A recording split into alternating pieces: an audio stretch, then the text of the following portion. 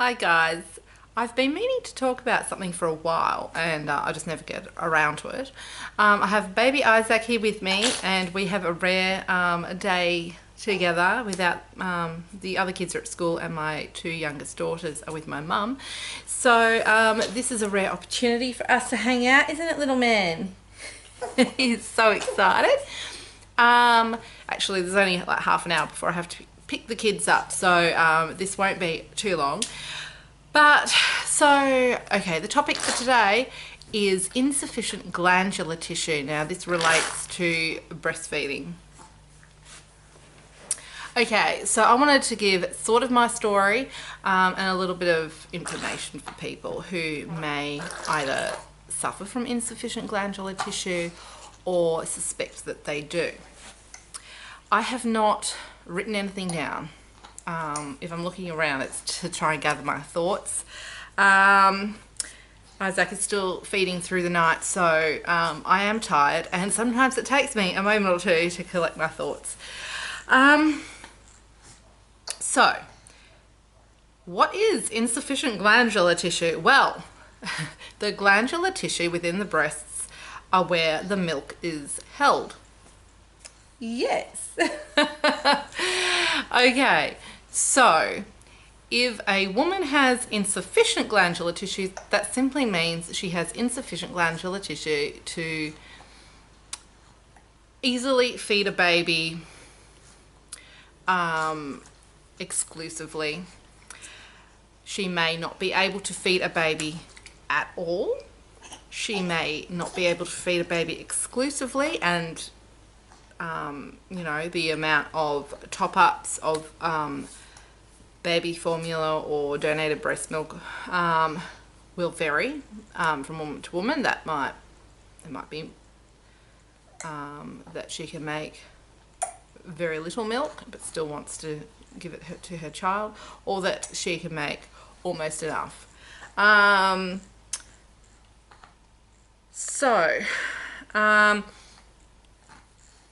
When is this noticeable? Sometimes it is not noticeable at all. There are some signs, but I don't know that I'll go into them much because I don't know who's watching this. I don't want to make people think that, oh no, you know, oh, my breasts look a certain way, therefore I'm going to have issues breastfeeding in the future. Because honestly, you know, you read stuff and they'll say people will have sort of oddly shaped breasts or breasts of different sizes or whatever, but that's not necessarily the case because it depends on the size of the person, how much fat they carry in that area and that sort of thing. And you know, fat accounts for a lot, and for me, you know, that's my skinniest place in my body. But we're not talking about that. So what I'm saying is you won't know until you go to feed a baby and you try and you try and you try, and then you look into it and you have the assistance of a fine lactation consultant and all of that sort of thing. Okay, so how does it occur? Honestly, from the reading I've done, and there isn't a massive amount of reading on it, there is more knowledge now than there was, say, 10 years ago, especially among lactation consultants, midwives, maternal and child health nurses, not necessarily GPs in my experience, but and it just depends who you're lucky to get. So if you find you're not finding support at any point with breastfeeding, you need to look to finding someone else to assist you. So the reason why it occurs, I think it can be primary or secondary. I think perhaps, like, there are lots of theories. There just are lots of theories, and you know, I'm sure there's more research that I haven't read recently, but regardless, there's going to be different theories still. I am a registered midwife, but this is a disclaimer, I am not giving advice, I'm giving my experience. If you suspect that this is an issue with you, you need to seek professional advice that you're actually seeking and paying for. I'm not monetizing this video. Okay, so, yes, yes, oh, wow, you have a lot to say to everybody. Okay, so my experience.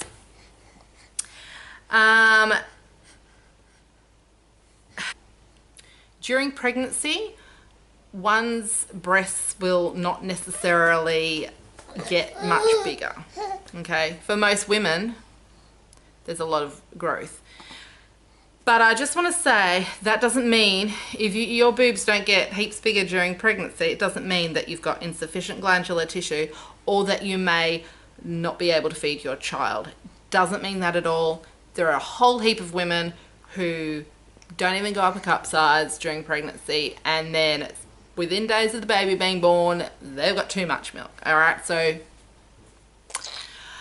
but if you've got your newborn and you're having all an issue with getting enough milk into this child, then one of the questions that will be asked in order to diagnose this will be, did you experience any breast changes during pregnancy or any breast increase in size? I had my first child at the age of 23, and I plan on birthing him in a birth center, and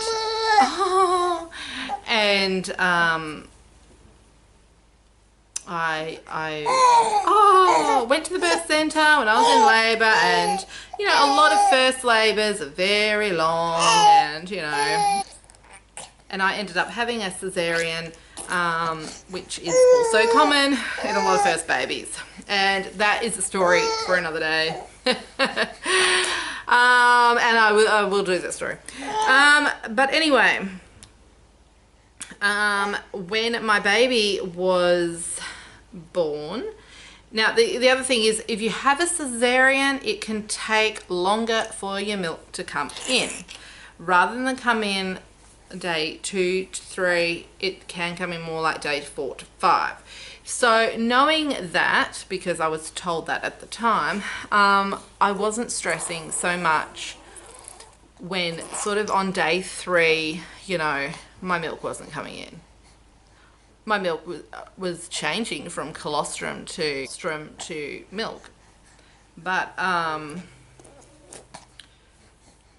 not in, there was no engorgement or anything like that. And my baby was feeding constantly, which is also completely normal. And when you have a baby, you cannot time 3 or 4 hour feeds. That is just not, ow! You bit my finger. You need to feed on demand to for your baby to bring up your breast milk supply. That is just how babies work. You need to breastfeed throughout the night in order for everything to go as it's supposed to be. That is just how Mother Nature intended it and how it works. My baby was jaundiced, not so much that he needed lights. It was more that he needed, you know, jaundice is more common in babies born by cesarean as well. So the fact that he was born by cesarean sort of made me think that this is why my milk's taking ages to come in, and then this is why he's jaundiced. And you know, when in fact, looking back, probably my milk wasn't coming in. Not because I'd had a cesarean, partly so, but also because I had insufficient glandular tissue, and he was jaundiced, maybe partly because of being born by cesarean, but also he just wasn't getting enough milk to flush it all out of his system. So there was a knock at the door. Where was I? So I was supposed to leave on the Friday, and they checked his weight on the Friday and he'd lost more than 10%. Now the thing is, I'm going to backtrack a bit, and this is like 13 years ago now, guys. So I knew sort of day 3 and definitely day 4, I felt that there was something wrong with my baby. He had gone from, you know, when they're first born, often they're really active for an hour or so or more, and then they have a great feed, and then they are really sleepy for sort of 12 hours, maybe a bit more, and then they're active again. They're trying to build up your milk. So my baby was, after that sleepy time, he was then active, you know, he became wanting to feed. Well, after a day of doing that, he then became, he became jaundiced, and that is going to make a baby tired. And it is a bit of a vicious, you know, you've got to try and get through that. But there's more to, like, he smelt dry to me. He smelt dry. And it's funny because on the Friday when he was weighed and he'd lost more than 10%, and this midwife said to me, "You're not going home today." And I was horrible because I'd been in there since Monday. To me, that was ages. I'd never had an operation before, been in hospital before. And you just want to be home with your family. And I'd planned a birth too, and, you know, so I wasn't expecting to be in hospital at all. And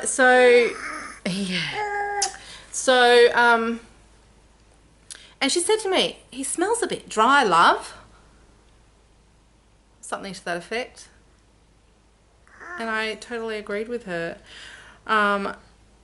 But, you know, when I'd conversed with the midwives over those past few days, I was just trusting them. You know, I was 23 years old, and he had jaundice. So I'm just thinking it's all part of this, and I just have to keep feeding him. Anyway, so on the Friday, lost more than 10%. She acknowledged that he smelled dry. And so he needed top-ups. So she did a feeding plan. I was feeding, I was pumping, I was giving him anything I pumped, which was basically nothing. And I was also giving him top-ups of baby formula. And I went home. The next day he'd put on enough weight that we could go home. He'd actually put on a good amount for 24 hours. So we got to go home. That was excellent. And I just continued to do what I was supposed to do for the next few days. So he was sort of like a week old when we got home. When he was 2 weeks old, we had an appointment for the patient's clinic, a breastfeeding sort of clinic. And I went there, and I was still having all the same issues and still having to top him up, and I'm still pumping round the clock as well, and I'm exhausted. And they're just sort of saying, "You're doing everything you need to do, just keep doing it." And yet I wasn't ever pumping more milk. It's irrelevant how much I was pumping. Everyone is going to be different, as I said. If you've got insufficient glandular tissue, you might pump nothing. You might pump, you know, and almost enough. And also pumping has nothing to do with how much milk you can make. So, you know, that's another thing, that some women who make plenty of milk can't pump at all. But, you know, the fact that I was pumping something and it was never increasing, no matter how much I did it, it was like my supply was not building. He was still hungry after a feed and requiring the same amount of top up, and I can't remember what that was. It was so long ago. And so then when he was, so we just continued in this way, and so we're seeing the maternal and child health nurse sort of, you know, weekly or whatever it was at that stage. And she said to me when he was 6 weeks old, "You need to choose breast or bottle, because if you don't choose now, he will choose for you." And I just felt between a rock and a hard place. Like, I couldn't just choose to exclusively breastfeed him because I didn't have enough milk. I just didn't.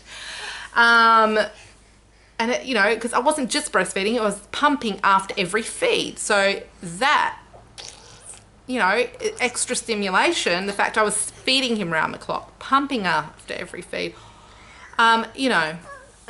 And so I just felt like helpless pretty much, you know, when you're told you have to, as though it's your fault, like you were choosing to give the bottle, you were choosing to be, I don't know, lazy and not bother to increase your supply, or I'm taking him off too soon and giving him a bottle. Yeah, I don't know what she thought. But so a week later, when he was 7 weeks old, and he did become really fussy about breastfeeding because he could get it a lot easier at the bottle,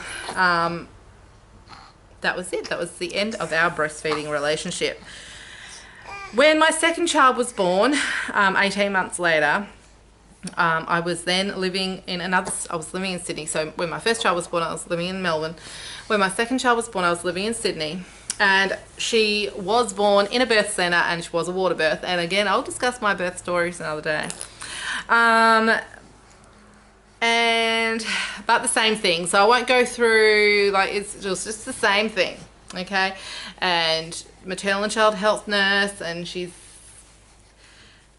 saying, you know, oh, you need to give her formula. This is I probably got to day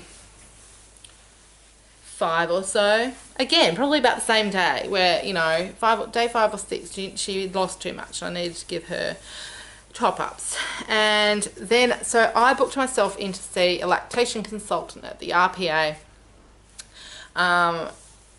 in Sydney, which, if you're in Australia, that's one on TV. So they're pretty good there. And so I had a private consultation with a very good lactation consultant, and she went through my history and all of that. And at the end of it all, she said, you know, I bet my life this is what's going on. You've got insufficient glandular tissue. She said, I can organise a supply line for you, which is something that you wear around your neck, and then it's like a tube, and it attaches to you need to sticky tape it to your breast, and then the baby gets the milk at the same time as getting your breast milk. Well, I was 25, maybe 24, 25, and I had an 18-month-old child and a newborn. I didn't have my license at that time, and I was taking public transport anywhere I needed to go. And the idea of then having to fiddle with this supply line, which obviously needs cleaning in between. It's not like you can have millions of supply lines and take them all. You know, it was just not possible for me. She said, you will need to use it all the time, and this is really your only bet. And I thought, that's my only chance of being able to breastfeed, is to have this awkward thing that I have to use in public, and that, you know, I have to wash in between uses, obviously, but means I can only be out for, you know, an hour or so at a time. It wasn't going to work. And when you're already stressed out with a newborn and a toddler, and you're in your early 20s, any age, it doesn't matter how old I was. Again, 7 weeks rolled round, my baby became really fussy at the breast, and I remember just sitting there on the bed with her and just going, okay, you can have the bottle, I understand. And it's horrible, but I felt like that was my only choice, really. I had to look after my toddler as well as my baby. I couldn't, you know, like, maybe I would have considered the supply line if she was my only child, but she wasn't. I had this toddler running around that I had to look after as well. So then I was back in Melbourne for my third child, again about 19 months later, and I had a home birth. Again, I'll speak about my birth stories in another video. And honestly, I didn't seek any help. I thought people had given me my options. I had more knowledge then. I was a doula, and you know, I'd spoken a lot to my midwife, and a student midwife who was also at my birth, about my breastfeeding experiences, but I don't know that they had the answers. I don't know that anyone had the answers, or that I even really was seeking answers. And I just breastfed her and topped her up and did what I knew I had to do. And then when it was again 7 weeks rolled round, that must be a developmental time. You know, she got really fussy and I just put her on to full formula. Okay. So here I am, knowing that I've got insufficient glandular tissue. My history was bang, bang, bang. It was like I was trying. And I haven't even mentioned here that in between a couple of kids, I'd tried the goat through. Also just reading up on whatever I could about insufficient glandular tissue for when my third child was born. And I really thought that, so it would have been, yeah, between child 2 and child 3 that I tried goat through tincture. I've read a lot about, breastfeeding, and I just thought, I was just really positive. I felt positive, and I knew that with each child, you can develop more glandular tissue. And so I was just really hopeful. And I was also expressing colostrum in late pregnancy that I could give her early on in those first few days just to get through while I'm increasing my supply. And I knew that I could take fenugreek and blessed thistle and Metilium, and I did it all. Honestly, when my third child was born, I did it all, and it was just still the same. And so at 7 weeks, she was on formula exclusively. And you can see there's things have improved because I'm about to feed this puppy. If he doesn't bite me, oh my goodness, he's got teeth and he's so cheeky when he's hyperactive. So when my fourth child when I was pregnant with my fourth child, who was born again about 19 months later, I'd done more reading. I was also a student midwife, okay? And so I thought I had access to so much information, a university library, all the resources I needed online as far as research journals and everything. And I did reading, and I just did everything, right? And I thought, again, things might improve. Fourth child, maybe more increase in glandular tissue. You never know. I just was hopeful. I'm an optimistic person. And anyway, what really, really helped and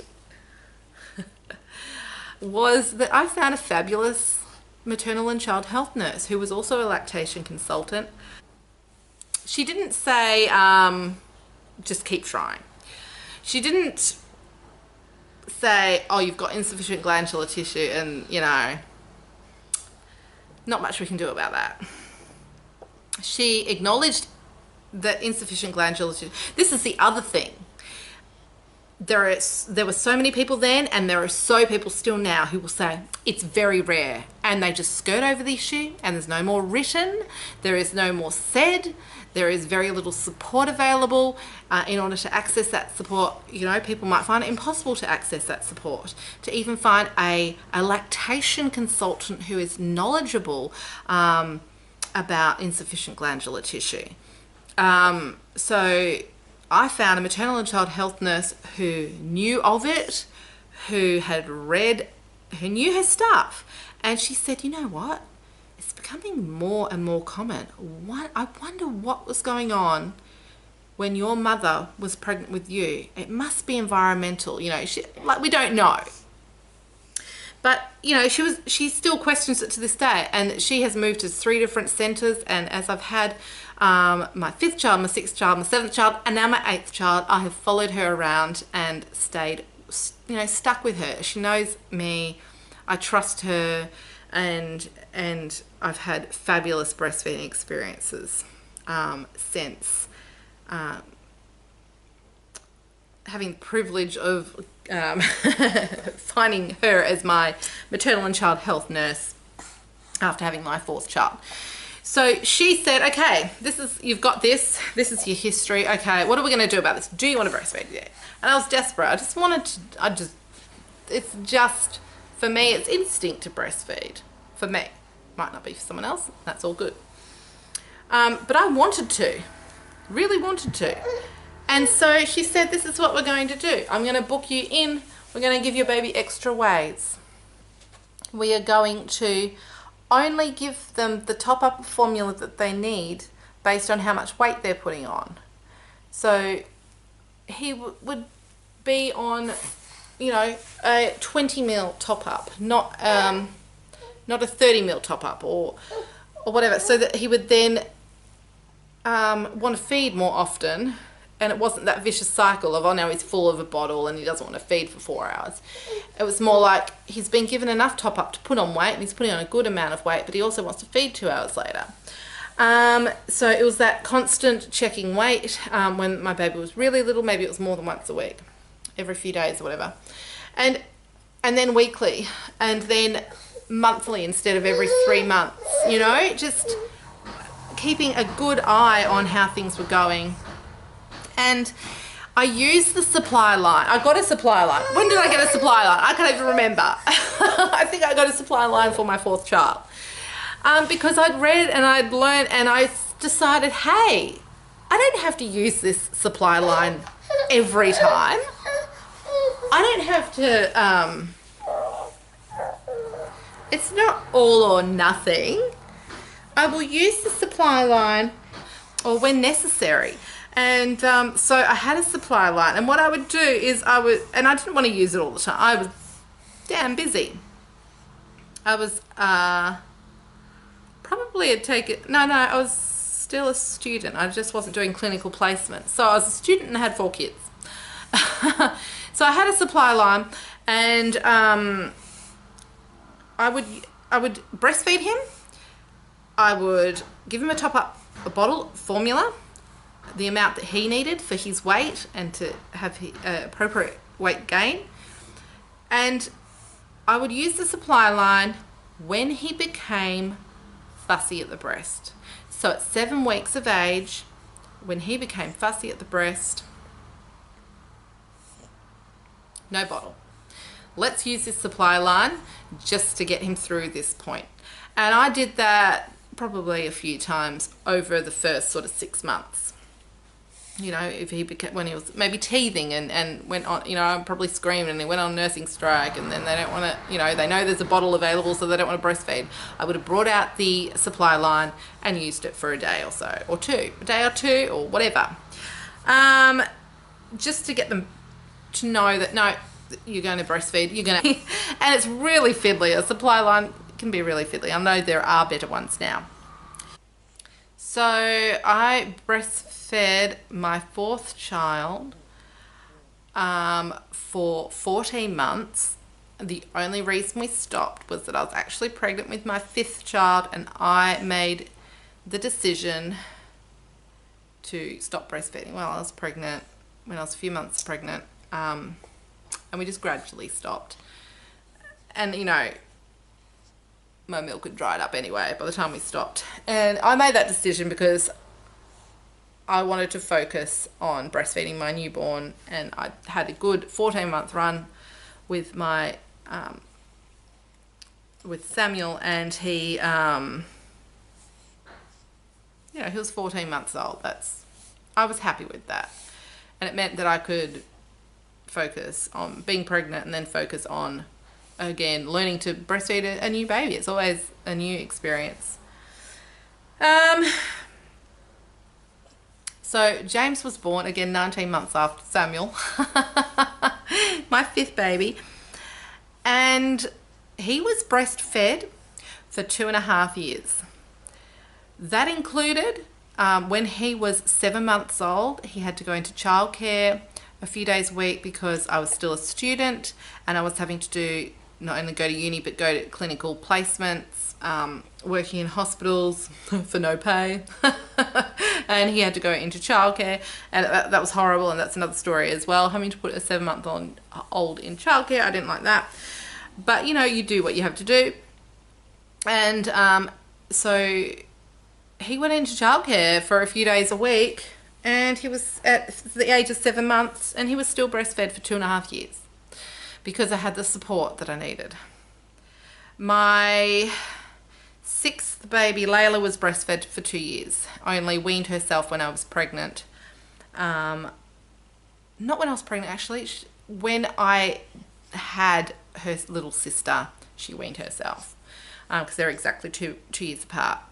My 7th baby was breastfed for 11 months and then self-weaned.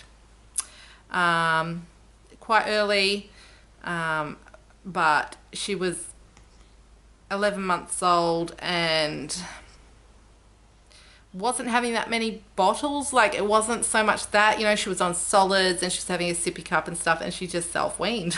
It's really early, but sometimes it happens. And I was sad about that. I wanted to breastfeed her longer than that, but that's how it went. And she was also always a really good sleeper, so it was a bit harder to maintain my supply. The other thing I will say is my first 3 children had a dummy or pacifier, whatever you want to call it. When I went all gung-ho, okay, this is what we're going to do. My 4th child didn't have a dummy or pacifier. My 5th child didn't have a dummy. My 6th child did not have a dummy.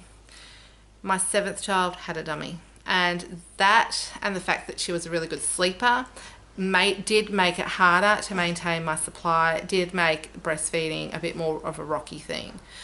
So that all would have definitely contributed to her self-weaning at 11 months. I didn't do everything as I, you know, in retrospectively feel that I should have done, but, you know, that's life. Now I have my 8th child, and, you know, I plodded along, and I was even this time hopeful that he would, that somehow I would have enough milk.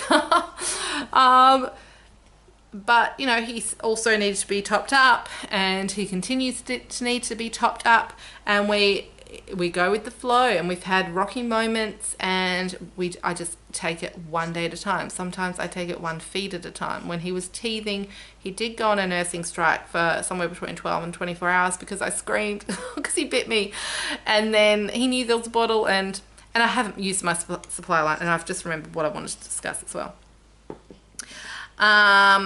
So I'll come back to him in a second, and I'll go back and say, when I had my 4th child, I stopped pumping. Do you know what? Pump if you want to. That's what I say. And you need to work with your own lactation consultant. You need to gain your own support. This is not advice, but I personally stopped pumping because it was exhausting. I don't think it was helping my supply in any way, but hindering it. A mother needs rest. And it was contributing to massive exhaustion and stress. It was contributing to stress, which also hinders milk supply. So here I'm saying that I'm not pumping much. Well, that wasn't really helping because I was then stressed, and then, you know, that hinders supply. I was lacking sleep, and then that hinders supply. You're lacking sleep anyway, aren't you, when you're breastfeeding? Because I was breastfeeding, expressing. So when my 4th child was born, and I had this wonderful advice, and she was sort of like, express if you want to, how do you feel about it? And I think I really started to think about all that, and maybe I did when I was already just pregnant with him, because I was already a student midwife and looking into things more and looking into just a holistic approach, you know. And so I can't remember when I gained certain knowledge or when I made certain decisions. I'm giving you a rough timeline, but yeah, for babies 4, 5, 6, 7, 8, I've had a pump, and I've used it when I've had to work, and for that reason it's been really a good thing to have. But I haven't used it on a day-to-day basis as far as, you know, it's a given that I'm going to use it. No, not at all. I actually haven't used it at all for my 8th child because I haven't been working outside of the home, and so I'm always with him, and I haven't used it. So getting back to my 8th child, yeah, there have been rocky times, but I literally take it one feed at a time. So you know, when he was teething and he bit me and he went on a nursing strike, well, what I would do is I would give him the bottle instead, because even in the middle of the night I went to breastfeeding him and he would start screaming and refuse and throw himself back and take a massive tantrum, and here he is only 5.5 months old at the time. So I'm not going to let my child starve. I gave him the bottle before the breast, which I, as a rule I don't do.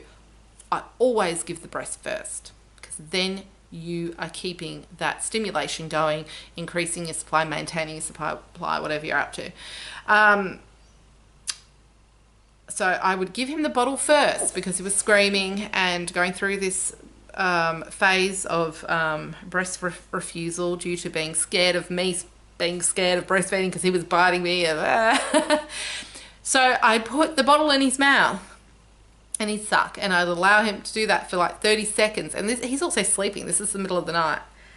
And then I'd take it out and replace it with my breast, and he would just attach perfectly and just start feeding. And that's what I would do. And then I finished the breastfeed, and then I'd allow him to have more bottle if it was the middle of the night, no more bottle, because I try not to give bottles in the night. So that's another thing that I've personally done, is try to avoid bottles during the middle of the night. Sometimes they will have a bottle during the middle of the night because I have to take it day by day, sometimes feed by feed. And I am a mum of 8, and I have had other busy times where I've had lots of little kids. Even if I haven't had 8 kids, I've had little kids and I've been a student or whatever. And so that all affects me. If I don't eat enough, then my supply drops. Now, someone who has a fantastic supply may not notice that so much, but when I am not making enough as it is, and then I miss a meal, or I don't drink enough water, and I'm dehydrated and stressed and strung out, if I notice it big time. So sometimes I have to take it hour by hour, or feed by feed, I should say. And if there's an issue, I might need to go, all right, I need to stop doing stuff. I need to have some protein and some carbs and a heck of a lot of water, and I just need to have a lie down. In truth, I probably never have a lie down except when I'm feeding him. But I might go off, and if it's the weekend especially, I might be able to say, okay, I'm going to go feed the baby, and I'll just lie down on the bed and feed him and drink water. And maybe the other thing is lactation cookies. I'm going to put the recipe on YouTube. I'm going to do a video of the recipe. I've increased the active ingredients probably tenfold in my personal recipe, but I think they taste excellent. My kids think they taste excellent, so they can't be that bad. And I'm going to put the recipe up there because I reckon they rock. I don't take fenugreek or blessed thistle. There's a bit of does it even work? Evidence now. So Metilium isn't really recommended. There's side effects. A prescription drug, any drug, there's side effects, and it's also very expensive. And when I tried it when I had my 3rd child, I think, I didn't notice really any difference. It didn't really help me, because it's not likely to, if you have insufficient glandular tissue, you need a long-term plan. There's no solution. You just need a long-term plan to do things to make things work as best they can, and to just plod along. So I would say, if you've got insufficient glandular tissue, if you've been already diagnosed and you're struggling with it, I would just say it's sometimes it is a bit of a struggle. The best just general advice I can have is, it is what it is, so try not to stress, because your baby being fed is the most important thing. At the end of the day, if your baby had to be exclusively formula fed, that is not the end of the world. That's the truth of the matter, but it is equally as important. If you want to breastfeed, you need to have support to do that. And I want every woman who's breastfeeding to have access to support, and sometimes that's not really possible. So that's one of the big reasons I wanted to do this video, in case this might be your first point of call, and then you can try and look elsewhere. But just to be sort of reassured by someone else's story.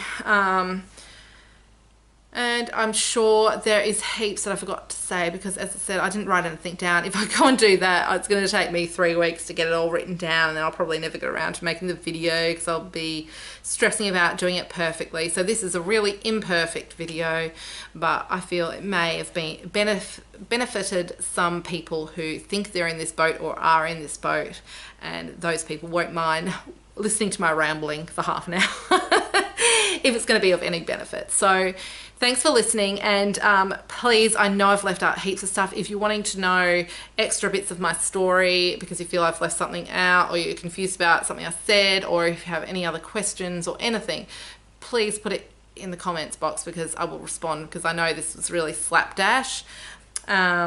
And also I need to pick my kids up from school, so that's in the back of my mind as well. Which I better go do now. So anyway, cheers, all the best, guys. If you want to breastfeed but you are suffering insufficient glandular tissue, there are ways around being able to breastfeed as much as you personally can. You know, so that in itself is hope and is positive, and I feel really optimistic for most people. Some women with insufficient glandular tissue, even though they absolutely do have that, from a physical point of view, are able to work up enough supply that they can breastfeed exclusively. That's another thing that I wanted to say. Some women will not be able to breastfeed at all. That is true. At the other end of the spectrum, some women will actually be able to breastfeed exclusively. So there's always that hope, even if you can't for this baby, that for your next you might be able to. And that I've always held out on that hope, and it's never been the case for me. But at the same time, I've had these wonderful breastfeeding relationships despite insufficient glandular tissue. I can't even talk at this point. So yeah, stay positive whatever your situation is, because you can't change it, you can just work with it. So anyway, all the very best. See you later.